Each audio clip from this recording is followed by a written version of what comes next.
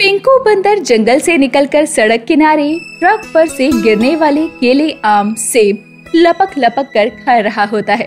तभी एक बड़े से ट्रक से एक पंखा गिर पड़ता है, जिसे देखकर पिंकू बंदर कालू कौवे से कहता है, अरे कालू देख तो ये क्या बला है, ये तो बड़ा अजीब लग रहा है। जरा इसे देख तो, इंसान की दुनिया में इसे क्या कहते होंगे। अरे अपुन को क्या पता इसे क्या कहते होंगे। अपुन तो बस पूरे दिन काव काव करता है, खाना खाता है और सो जाता है। पिंकू उस पंखे को घुमा घुमा कर देख रहा होता है। तभी उसे उस पंखे में एक लाल रंग का बटन दिखता है, जिसे वो दबा देता है और पंखा चल जाता है। पंखे से तेज तेज हवा चल रही होती है और उस हवा में पिंकू को बहुत मजा आ रहा था। भाई लोग, ये तो जादुई हवा देने वाला पंखा लगता है। बोले तो इसको बिड़ू, इसके सामने तो अपुन भी ठीक नहीं पड़ेला है।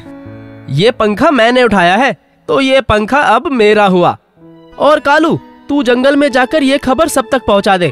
पिंकू के हाथ एक जादुई पंखा लगा है, जिसको छूने से आंधी से भी तेज हवाएं चलने लगती है और पल भर के लिए सांसें भी थम जाती है। अभी जाता है मैं सब भाई लोगों को बताने को कि अपुन के पिंकू भाई को जादुई पंखा मिलेला है। कालू तो उड़ता हुआ जंगल की तरफ निकल पड़ता है और पिंकू बंदर पंखे को लिए जंगल में पहुंचता है। लेकिन उससे पहले ही कालू जंगल के सभी जानवरों को जादुई पंखे के बारे में बता देता है। अरे क्या बात कर रहा है कालू, जादुई पंखा, वो भी जिसे छूने से हवा चलने लगती है। मैं भी उसे देखना चाहूंगी, लेकिन पिंकू रह कहाँ गया है? पिंकू भाई आ रेला है, अभी अभी अपुन के सामने चाहिए जादू वेला है और अपुन को तो एक पड़ के लिए लगा जैसे अपुन अब सीधे उड़कर स्वर्ग जाने वाला है। मियाऊ मियाऊ, सच बताऊं तो ये पंखा इंसानों की दुनिया का लगता है। अरे हट म्याऊ म्याऊ की बच्ची, तुझे मेरे पंखे को छूने के लिए किसने कहा है? मियाऊ मियाऊ, सच बताऊं तो पिंकू ने जरूर ये पंखा कहीं से चुराया है। ज्यादा शान पट्टी नहीं दिखाने का, अपुन इधर ही तेरा म्याऊ म्याऊ निकाल डालेंगे रे, समझी? क्या शानी, शाने कौवे से शान पट्टी ने रखो। कालू भाई, म्याऊ म्याऊ के मुंह नहीं लगते। पिंकू के हाथ एक ऐसा पंखा लगा है जो हाथ लगाने से ही चल पड़ता है और जंगल के सभी जानवर इस जादुई पंखे को देखने आया करते। लेकिन पिंकू भी कम नहीं था, वो इस जादुई पंखे का फायदा उठा रहा था और इस जादुई पंखे को चला कर दिखाने और इसकी हवा को महसूस करवाने के लिए सबसे खाने को सामान मांग रहा था। हर कोई उस जादुई पंखे को देखने और उसकी हवा को महसूस करने के लिए पिंकू के लिए फल और खाने की चीजें लाया करता। हालांकि पिंकू का चेहरा कालू कौवा बन चुका था। तेरे को कितनी बार समझाइला है रे, लाइन में आने का, लाइन में। अभी तू अपुन का दिमाग गरम कर रही है। मियाऊ मियाऊ, सच बताऊं तो ये जादुई पंखा तो बहुत ही प्यारा है। कालू भैया, जल्दी से मुझे पंखे की हवा खानी है। म्याऊ म्याऊ की बच्ची, अपुन के लिए क्या लाई लिए तू? कालू भैया, मियाऊ मियाऊ, सच बताऊं तो मैं आपके लिए रोटी लेकर आई हूँ। गर्मा गर्म और ताजा रोटी है, पास के घर से चुरा कर लाई हूँ, जो जंगल के उस पार है।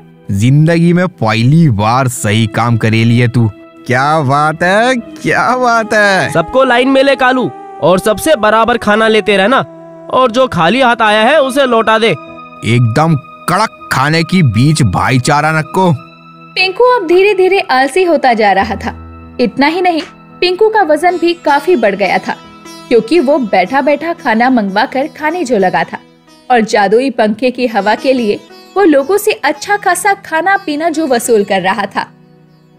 गजनी बहन, आज मैं जब पिंकू के उस जादुई पंख से हवा खाने गई तो कालू ने मुझे वहाँ से भगा दिया और कहा कि जब तक खाने पीने की चीजें नहीं लाएगी तब तक हवा तो क्या, पंखा भी नहीं देखने दूंगा। ये तो तू ठीक कह रही है। इस कालू और पिंकू की मनमानी कुछ ज्यादा ही हो रही है। लगता है मुझे ही कुछ करना होगा, वरना दोनों बैठे बैठे खा खा कर सुअर होते जा रहे हैं। लेकिन कहावत में तो हाथी है कि खा खा कर हाथी होते जा रहे हैं, फिर ये सुअर कहाँ से आया? तो तू क्या चाहती है, मैं खुद ही बदनामी करवा लूं? खैर, ये बात अभी तक जंगल के राजा गजोदर तक नहीं पहुंची है। मैं उम्मीद करती हूँ कि जल्द ही पिंकू को गजोदर ही सबक सिखाएंगी, क्योंकि पिंकू सिर्फ जंगल के राजा गजोदर से ही डरता है। अब जैसे तैसे ये बात गजोदर तक पहुँच ही जाती है। क्या बात है? सुना है जंगल में पिंकू जादुई पंखे का खेल दिखा रहा है। मैं भी वही खेल देखने आया हूँ। कहाँ है कालू, तुम्हारा मालिक? पिंकू भाई, कोई गजोदर आयला है अपना जादुई पंखे का जादू देखने वास्ते। कौन है? गजोदर? अरे तू जंगल के राजा का नाम कैसे ले सकता है? कहाँ है वो? अरे अपुन भी भूल गया था कि आपके सिवा इस जंगल का शहंशाह गजोदर ही है। अब तुम दोनों ने मुझे पहचान लिया है, तो मुझे जादुई पंखा भी दिखा दो, मैं भी तो देखूं ऐसा क्या है उस पंखे में। पिंकू भाई, क्या इसे अपुन भी कर लेगा क्या? तू क्या चाहता है? इसके हाथों में मर जाऊं? चुपचाप इसे आने दे और पंखा देखकर जाने दे। अब पिंकू पेड़ से नीचे उतर कर आता है और अपना जादुई पंखा दिखाते हुए पंखे का बटन दबाता है और पंखा चलने लगता है। हालांकि ये पंखा बैटरी पर चलने वाला पंखा था, जिसके बटन दबाते ही ये चल पड़ता और जंगल के जानवरों को ऐसा लग रहा था कि पिंकू कोई जादू कर रहा है। ये तो बड़े ही कमाल की चीज है। रात को इसे लगा कर सो जाओ तो ऐसा लगता है स्वर्ग में सो रहे हैं।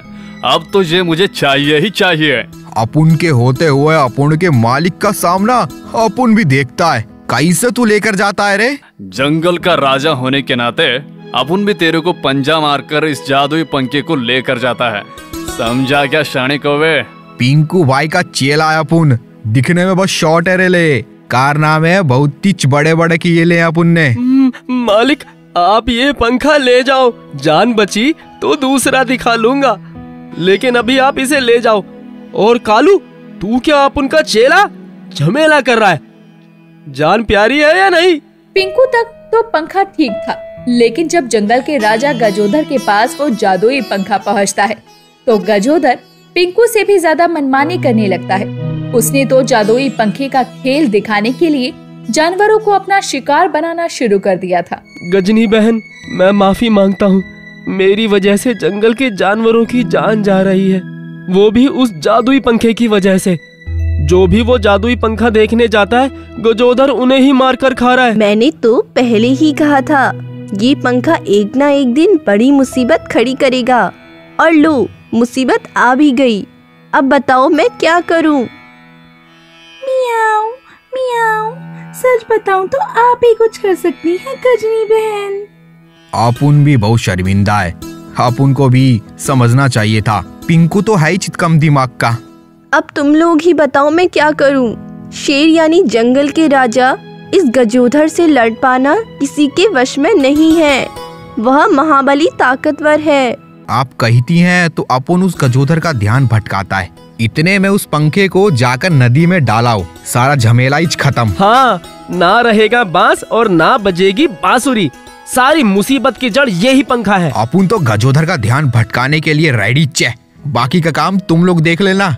जंगल के जानवर धीरे धीरे कम हो रहे थे, जिन्हें गजोधर अपने जादुई पंखे का जादू दिखाने के साथ ही खा जाया करता। लेकिन जंगल के बचे कुचे जानवर उस पंखे को नष्ट करने का प्लान बनाते हैं और कालू गजोदर को परेशान करता हुआ उसका ध्यान भटकाता है और गजोदर भी कालू को पकड़ते हुए जंगल में इधर उधर भागने लगता है।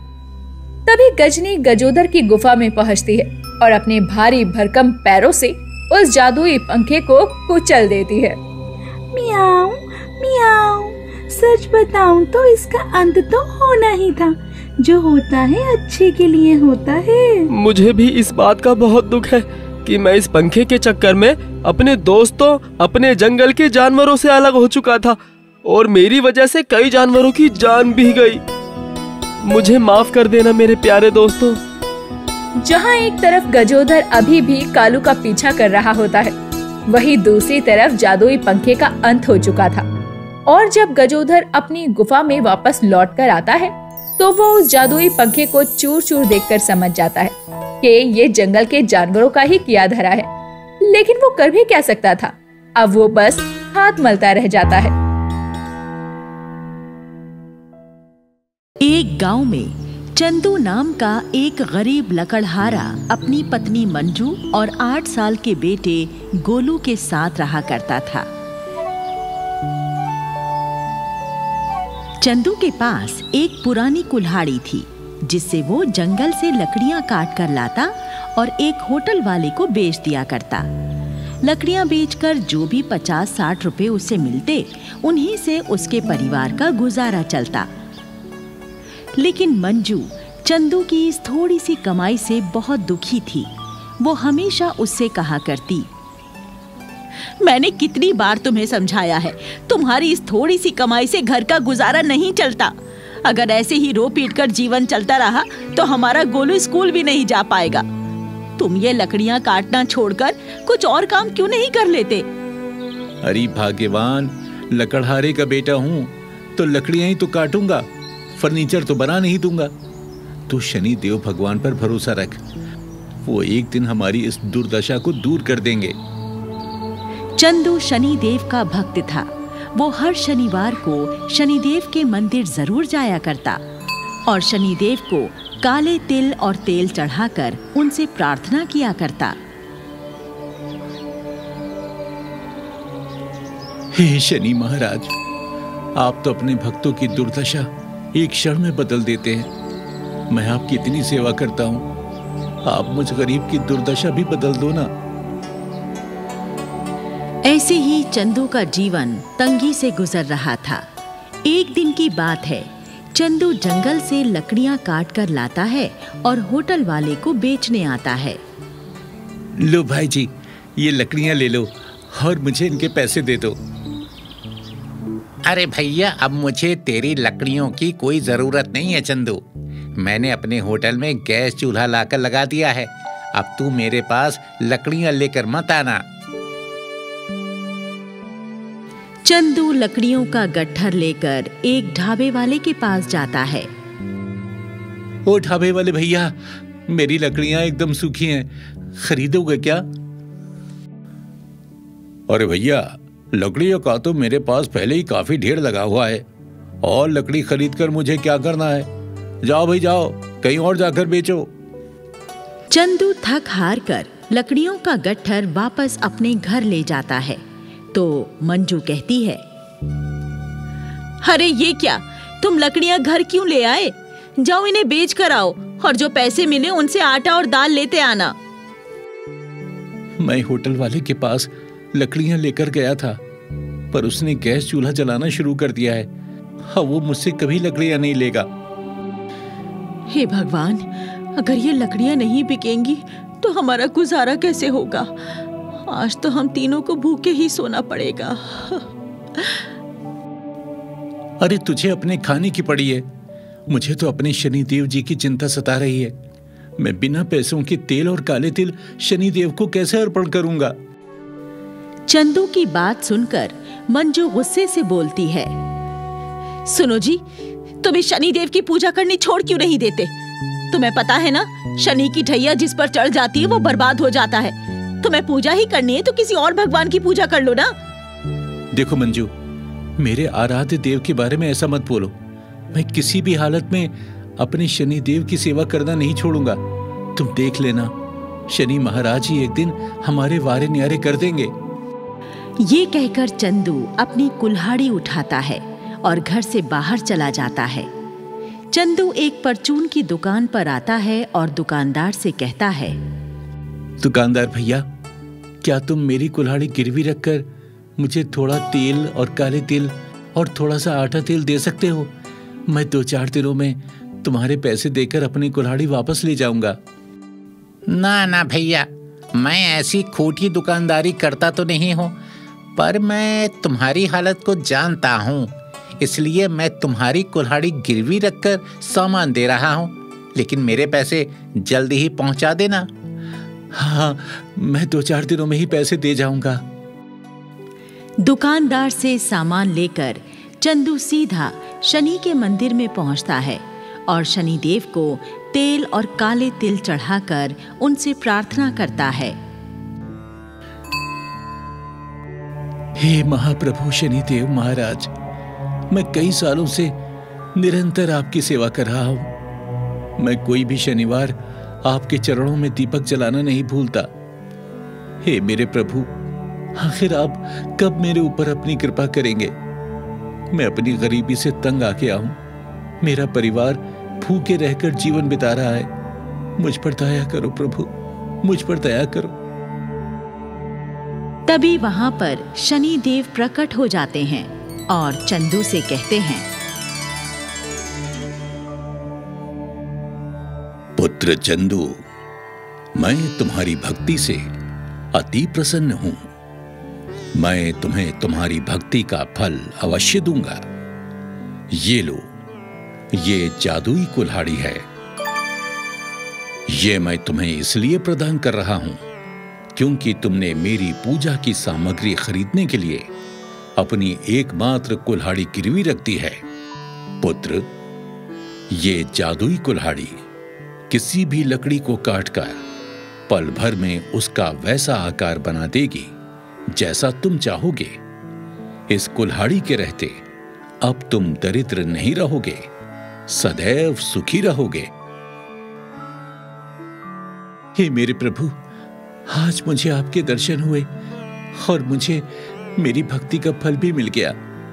आज मेरी साधना सफल हो गई प्रभु। आपका कोटि कोटि धन्यवाद। आशीर्वाद देकर शनिदेव अंतर्ध्यान हो जाते हैं।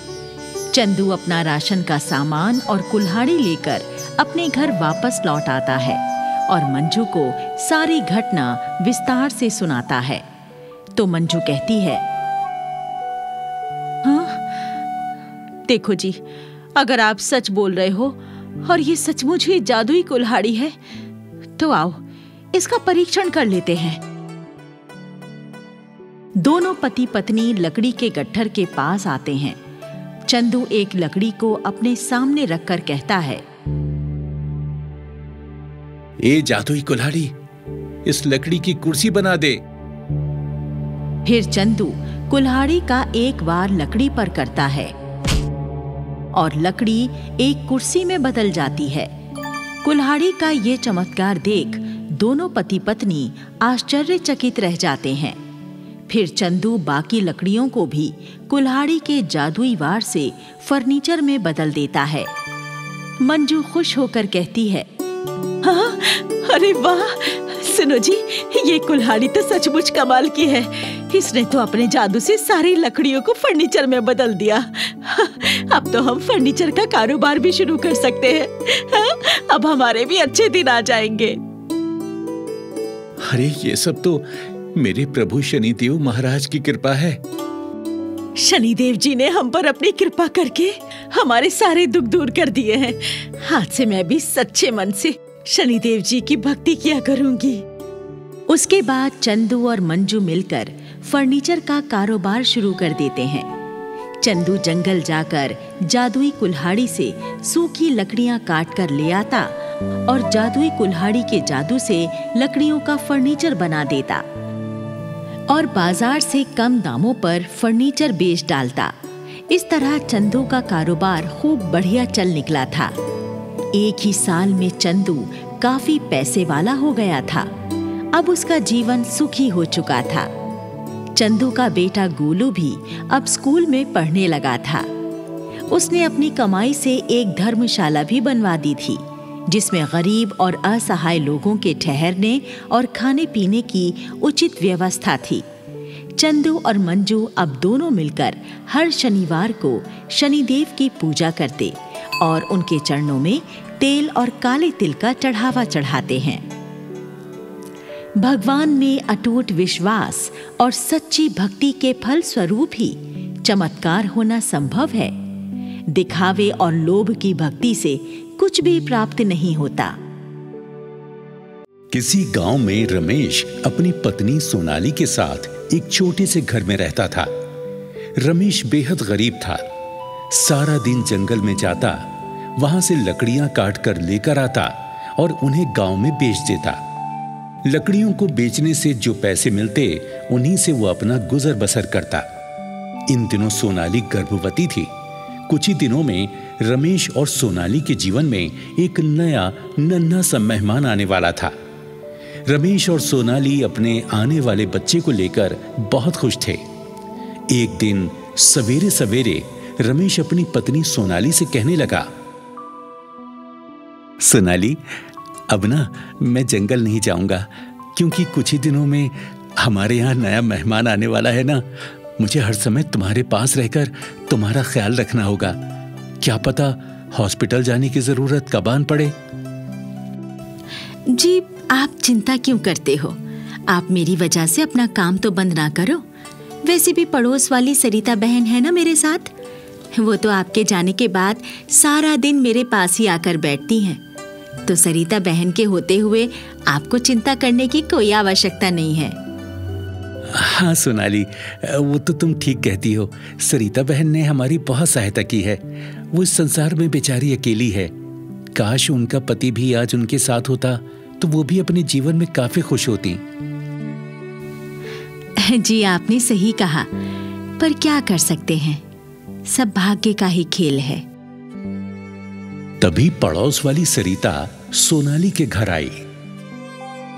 अरे सरिता बहन, आप, अभी हम आपकी ही बात कर रहे थे। अच्छा, क्या बातें हो रही थी भाई मेरे बारे में? सरिता बहन, आपके होने से हमें बड़ी हिम्मत मिलती है। आपके होने से मुझे सोनाली की कोई चिंता नहीं रहती। आप एक बहन की तरह उसका ध्यान रखती हैं। सच में हम बहुत भाग्यशाली हैं कि आप जैसी प्यारी पड़ोसन हमारे जीवन में है। बस बस रमेश भाई, अब और ज्यादा बोलेंगे आप तो मैं रो पड़ूंगी। हाँ। रमेश किसी काम से घर से निकल गया। इधर सरिता और सोनाली घर में बैठकर बातें कर ही रही थी कि अचानक सोनाली के पेट में दर्द होने लगा और वो रोने लगी। ये देखकर सरिता सोनाली को फौरन अस्पताल ले गई। अस्पताल जाकर सोनाली ने एक प्यारे से बेटे को जन्म दिया। बेटे को पाकर सोनाली और रमेश बहुत खुश थे, लेकिन दोनों इस बात से अनजान थे कि वो कोई मामूली बच्चा नहीं था, बल्कि जादुई बच्चा था। देखते ही देखते 2 साल गुजर गए। अजय अब 2 साल का हो चुका था। अब वो चलने भी लगा था।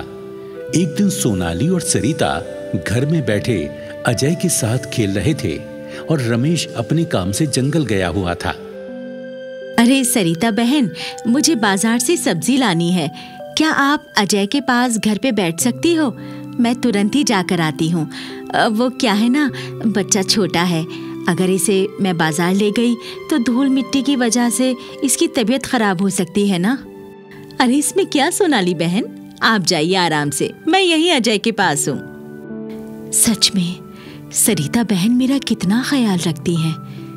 सरिता बहन के आने से मुझे कोई समस्या ही नहीं होती। ये सोचकर सोनाली घर से चली गई। इधर सरिता अजय के हाथ में एक खिलौने वाली कार देती है। अजय उस खिलौने वाली कार को जैसे ही 4 बार छूता है, कार सोने की बन जाती है। ये देखकर सरिता के होश उड़ गए। उस जादुई बच्चे ने आज तक किसी भी चीज को एक साथ एक ही बार में 4 बार नहीं छुआ था। इसलिए सोनाली और रमेश को कभी अपने जादुई बच्चे के इस जादू के बारे में पता नहीं चल पाया था। अरे बाप रे, ये खिलौने वाली कार तो सोने की बन गई। इसका मतलब ये बच्चा जादुई बच्चा है। ये देखकर सरिता बहुत खुश हो गई। उसने इस बात को परखने के लिए एक बार फिर से एक खिलौने वाली और कार अजय के हाथ में दी। अजय ने उसे भी लगातार 4 बार छुआ। अजय के छूने से वो कार भी सोने की बन गई। सरिता को पूरा विश्वास हो गया कि अजय एक जादुई बच्चा है।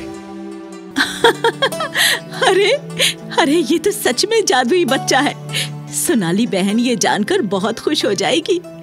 अरे अगर मैंने ये बात सोनाली बहन को बता दी तो वो तो इस संसार की सबसे धनी महिला बन जाएगी। क्यों ना मैं इस जादुई बच्चे को लेकर हमेशा हमेशा के लिए इन सब की नजरों से बहुत दूर चली जाऊं। इस जादुई बच्चे को पाकर तो मेरा जीवन एकदम से बदल जाएगा और मैं अपने जीवन के हर अरमान को पूरा कर पाऊंगी। सरिता के मन में लालच जाग गया। सोनाली के आने से पहले ही वो उस बच्चे को लेकर वहां से भाग गई। सोनाली जब सब्जी लेकर वापस आई तो उसे घर में ना तो सरिता दिखाई दी और न ही अपना बेटा अजय। अरे, ये सरिता बहन और अजय कहाँ चले गए? लगता है सरिता बहन को अपने घर में कोई काम होगा, तो शायद वो वहीं चली गई होंगी अजय को लेकर।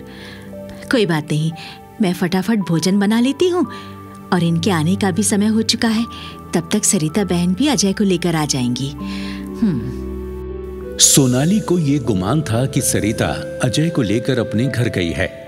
उन्हें क्या पता था कि सरिता तो अजय को लेकर वहां से 9-2-11 हो चुकी है।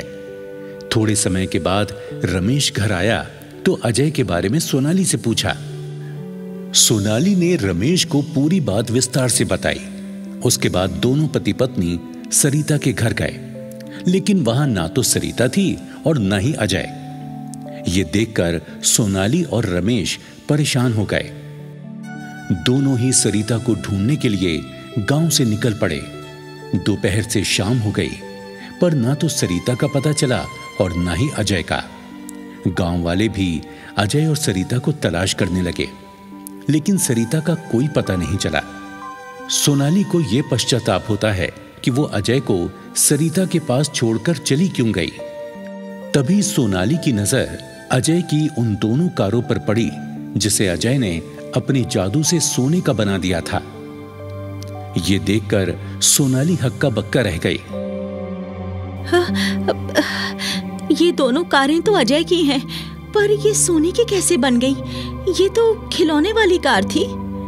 जब मैं बाजार जा रही थी तब अजय इन्हीं दोनों कार से खेल रहा था। ये खिलौने वाली कार की तरह अजय के पास रखी हुई थी, पर अभी अचानक सोने की कैसे बन गई?